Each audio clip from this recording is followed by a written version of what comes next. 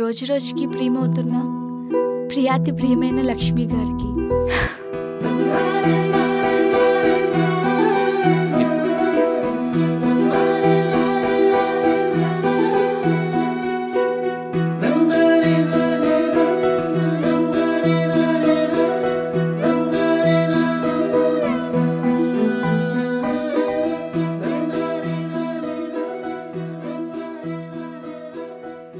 అందుకే ధైర్యంగా చెప్తున్నా, మీరంటే నాకు ఇష్టమని. ఆ ఇష్టం ఎంతంటే మీరవునంటే మీకోసం చంపే ధైర్యం అంతా, కాదంటే మీకోసం చనిపోయే పిరికితనం అంతా.